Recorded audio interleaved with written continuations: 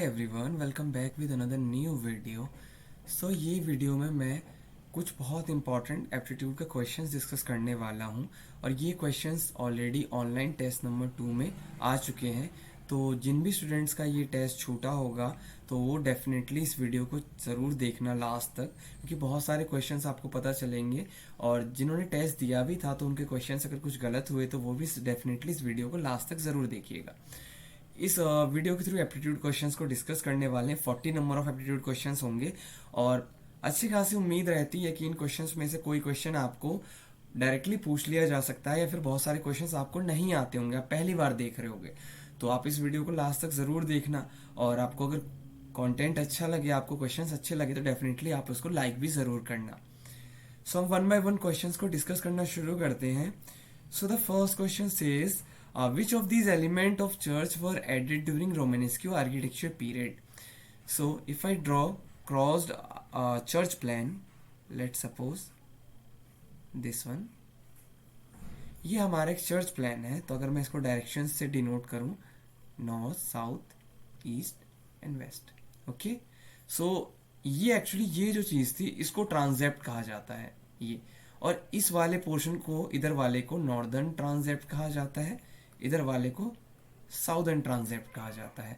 तो ट्रांसेप्ट का जो ये क्रॉस जो ये आपको देख सकते हो चर्च में, जो फुली जो इसका प्लान निकल के आता है, ये हमारा रोमानेस्क्यू आर्किटेक्चर पीरियड में निकल के आया था। तो right answer will be option number D, transept. Next question, identify the structure component. हमें इस स्ट्रक्चर कंपोनेंट को आइडेंटिफाई करना है कि ये क्या है। इसके ऑप्शंस हम देख लेते हैं। The options are vertical beam, suspension, flying buttresses, vault. The right answer will be flying buttresses. ये सपोर्ट देने का काम करता है। मैसिव स्ट्रक्चर जो हमारे होते हैं उनको फ्लाइंग बट्रेसेस के थ्रू सपोर्ट दिया जाता है। The option number C will be the right answer, flying बट्रेसेस।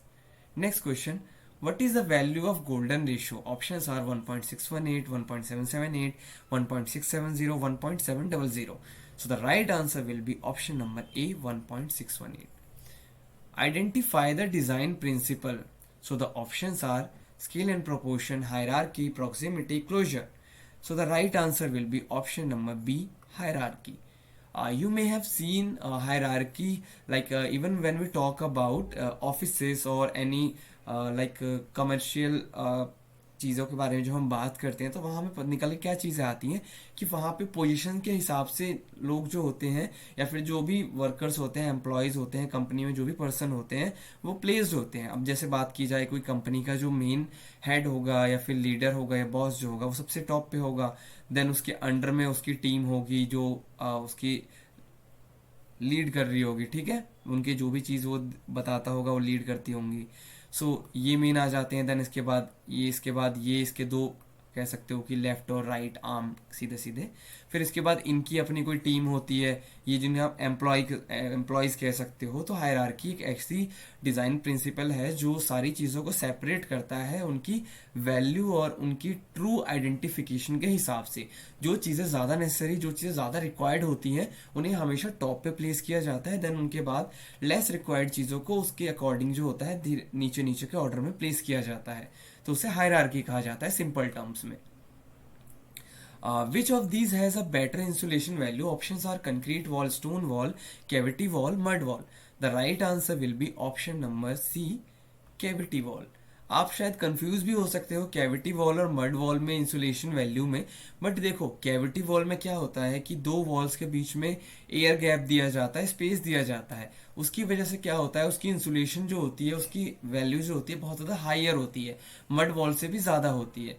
The right answer will be option number C, cavity wall. Next question, Big Ben is a dash. What will be the answer? Lighthouse tower, clock tower, dome and temple. Right answer will be option number B, clock tower. Next question, which of these flooring is required where extra cleanliness is required? Mosaic flooring, tile flooring, granite flooring, marble flooring. Right answer will be option number D, marble flooring. When we generally talk about marble flooring, we talk about extra cleanliness. You may have seen in temples, gurudwaras, कि वहाँ पे marbles का use किया जाता है, वो बहुत aesthetically pleasing भी होते हैं, और साथ में क्या होता है कि वहाँ क्लीन जो होता है एक सराउंडिंग इन्वायरमेंट क्रिएट किया जा सकता है। इवन इन केस अगर गंदगी हो भी जाती है तो मार्बल पे उसको साफ करना जो होता है बहुत ज़्यादा ईजी होता है, तो मार्बल फ्लोरिंग जो होता है इस केसेस में प्रेफर किया जाता है। Next question, identify the type of window. So the options are pivoted window, casement window, hung window, lantern window. So the right answer will be option number A, pivoted window. Identify the type of door, flush door, panel door, swing door, revolving door. The right answer will be option number A, flush door. Question number 10. Identify the flooring, granite, terrazzo, mosaic, PVC flooring. The right answer will be option number B, terrazzo flooring. आप देख सकते हो यहाँ पे छोटे छोटे marble के chips और यूज़ किए गए हैं, या फिर हो सकता है ग्लास के चिप, छोटे छोटे जो पीसेस होते हैं उनका यूज़ किया जाता है। टाइल्स के भी यूज़, चाइना ग्लेज टाइल्स का यूज़ किया जाता है टेराजो फ्लोरिंग में, और उनको सीमेंट स्लरी के साथ मिक्स करके अप्लाई किया जाता है फ्लोर पे, तो वो हमारा टेराजो फ्लोरिंग होता है। Form ever follows function was set by Daniel Burnman, Laurie Baker, Charles Correa, Louis Sullivan. So the right answer will be option number D, Louis Sullivan. Next question. A byte is which of the following? Digital memory unit, dimension unit, group unit, none of the above. So the right answer will be option number A, digital memory unit. Next question. Buland Darwaza is located at Red Fort, Fatehpur Sikri, Taj Mahal complex, Akshardham complex. So the right answer will be option number B, Fatehpur Sikri. Next question, identify the colour scheme. तो ये pattern जो दिया गया है, आपको इसके along ये पता करना है कि ये कौन सा कलर स्कीम है जिनको पॉइंट आउट किया गया है इन सर्कल्स के थ्रू। ठीक है, ये तीन कौन से कलर स्कीम्स में आते हैं? तो options are split, complementary, triadic, analogous and monochromatic. So easy question है, the right answer will be option number B, triadic colour scheme. Next question, identify the element of architecture.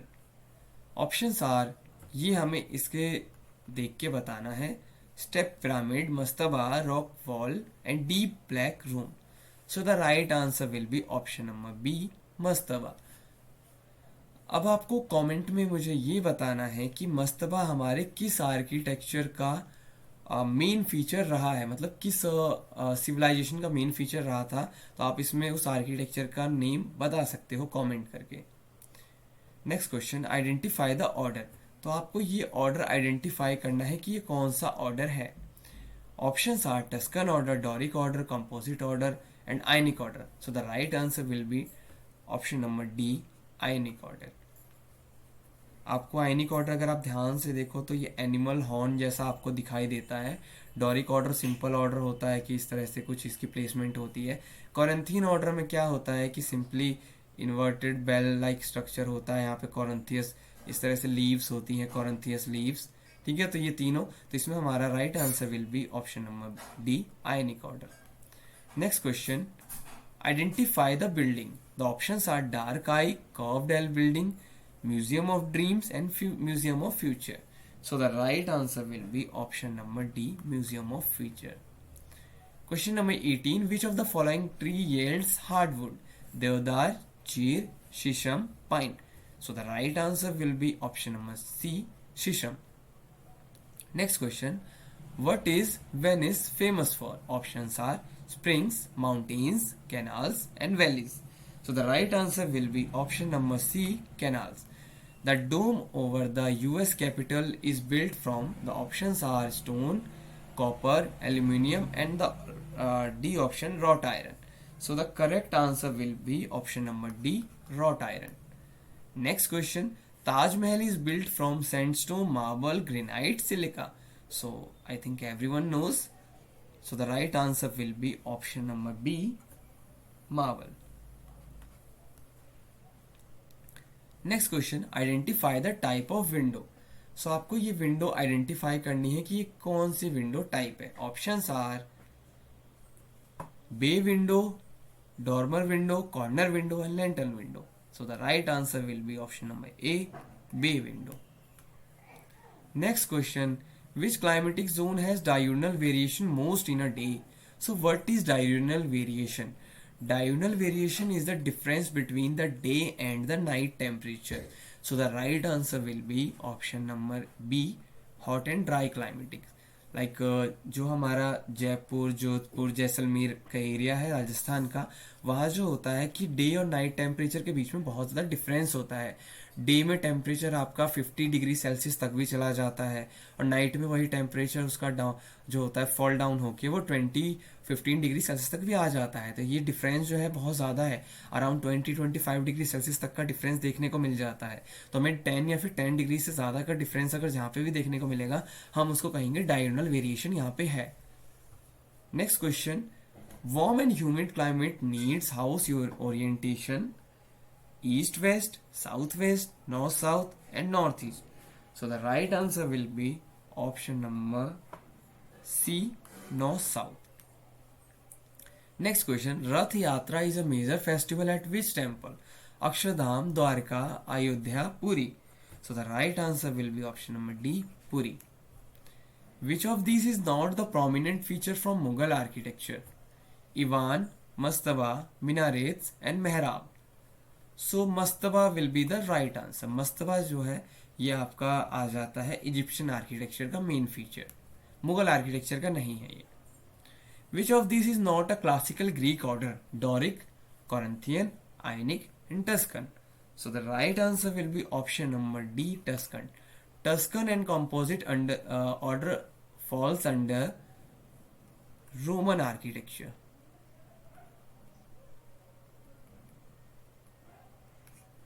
And these three falls under Greek architecture,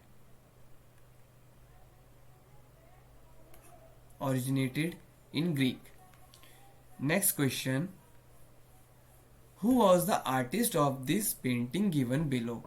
So ये भारत माता की painting है, इनके artist का नाम बताना है हमें. Options are Amrita Shergil, Rabindranath Tagore, Jamini Roy and Raja Ravi Verma.